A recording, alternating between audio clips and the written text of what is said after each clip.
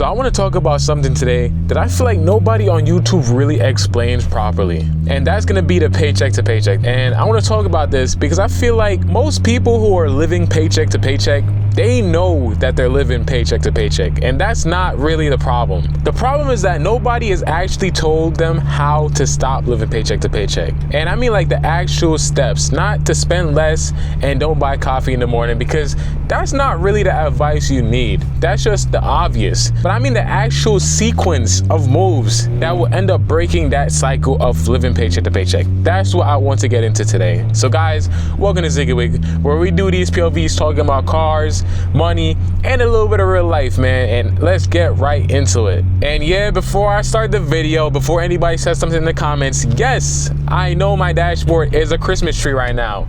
I got the ABS, VSA, like all of these lights, we see it right here in front of me. I basically broke my ABS sensor when I was changing my lower ball joint. So we gonna have the Christmas tree for a couple of days before I get it fixed. But yes, the car runs fine. Everything is good, guys. I'm aware. All right, let's get right into the video. So here's the thing about living paycheck to paycheck that nobody really talks about. And it's not really an income problem. Like obviously, if you're making a crazy low wage, like $12 an hour or something, then yeah, it's gonna be an income problem. It's gonna be hard to save up enough to where you're not living paycheck to paycheck with such a small income. But for a lot of people, there's people that's making 40, 50, 60, even $100,000, and they're still living paycheck to paycheck. So this tells you that it's not just about the number, like it's about the system. Because here's what actually happens in these situations. Let's say you get paid, payday comes around, you feel good, you got a bunch of money, man. Life is peak. And you're gonna feel like this for a while. It's gonna be like 2 or 3 days, and then guess what? Those bills are gonna come around, and then rent is gonna come around, and then you gotta get gas for your car. And guess what? Your fridge is empty. You gotta get food a couple of times.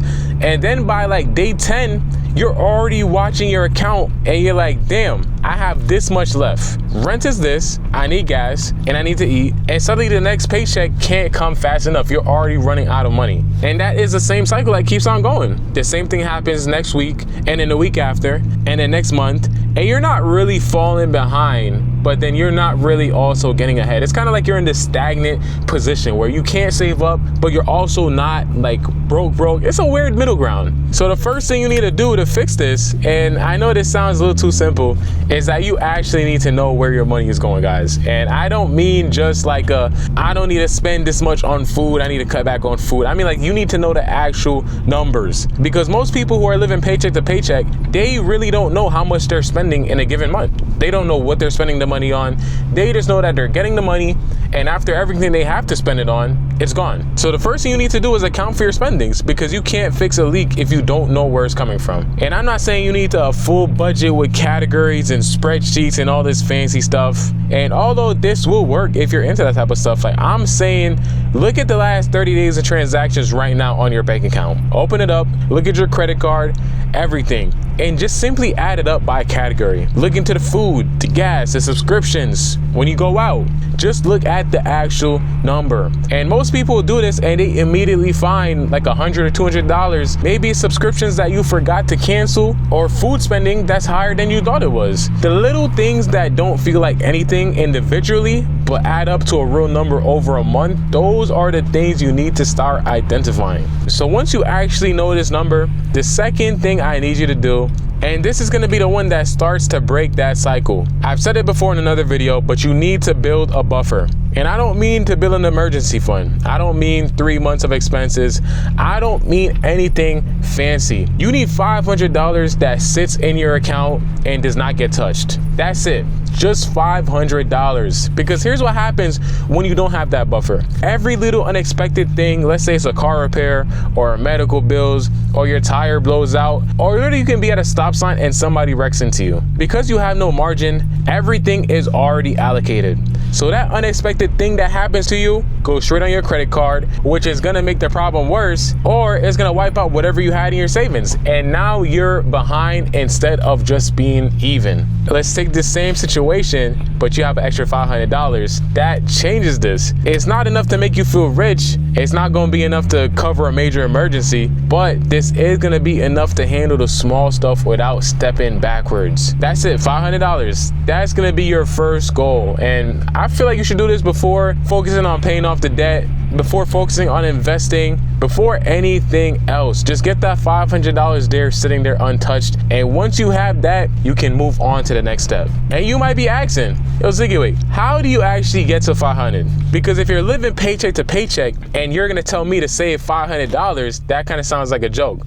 And I get it, I understand this, but this is where the system comes from. You have to pick a number. It doesn't matter how small it is, it don't matter how big it is. And that number is gonna come out of every single paycheck automatically before you can even spend it. It don't matter if it's $20, $50, whatever you can genuinely do without missing it. You need to set up an automatic transfer to a separate savings account on payday. And this cannot be an account that you check regularly. This can't be an account that is easy to move money from. This needs to be something that is tucked away, that you're gonna send money to and just forget about it. And then you're just gonna act like that money doesn't exist. And the reason you do this automatically is because if you wait until the end of the month to put that money after you spend it on everything else you need to spend it to, you're simply not gonna have it. So you need to put it before you can even think of it and forget about it, and adjust your lifestyle to accommodate whatever you need to accommodate without that 20 bucks. And here's the third piece, and I know this is the one that people skip. This is the one that people don't want to hear, and it's that you need to stop paying late fees. And I know this sounds obvious, but just listen to me. Late fees, overdraft fees, or interest on your credit card that you're carrying over, that is basically money that you're paying to be in a bad spot, and it compounds the problem. It makes it worse. Every fee or late payment that you make is money that could have gone towards getting you ahead, but instead of that, it just went to a bank or credit card company because timing didn't line up and you weren't able to cover your full balance. So this is going to be the move that I would recommend for this situation, and you're just going to want to automate your most important bills. So I would personally do rent, your car insurance, your phone bill, whatever are the things that if you miss them, if your rent goes out, you're homeless. If your phone bill goes out, you might not be able to get calls from work and make money. These are the things you need to set on auto pay on payday.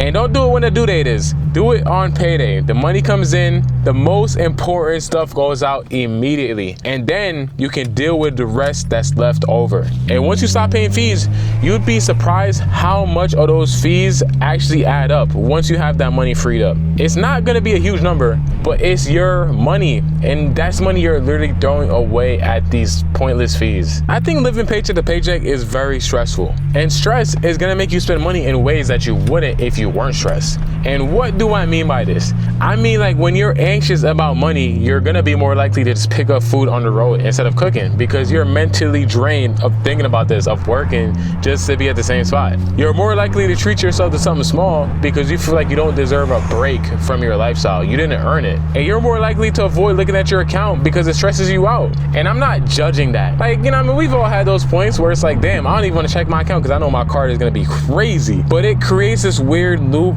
where the stress of being broke makes you spend money in ways that keeps you at the same point in your life. The only way to break that loop is just to get a little bit of margin, just enough so that anxiety comes down just a little bit, which is why I said that $500 is the buffer that matters more mentally than it does financially, because it gives you a little bit of freedom, a peak of hope. Because once you have that buffer, you're gonna stop making decisions in panic, and decisions made from panic are almost always bad decisions. So guys, just to recap a little bit, the first thing you're gonna wanna do is you're gonna wanna find out exactly where your money goes. You're gonna wanna pull 30 days of transactions from your credit card, wherever you're spending money, and look into it and see exactly where this money is going. The second thing you're gonna do is build a $500 buffer automatically. And it's gonna take a little time depending on how deep in a hole you are, but you need to shoot for this number. And the third thing, you're gonna wanna automate your important bills on payday. So you're gonna stop paying them late fees.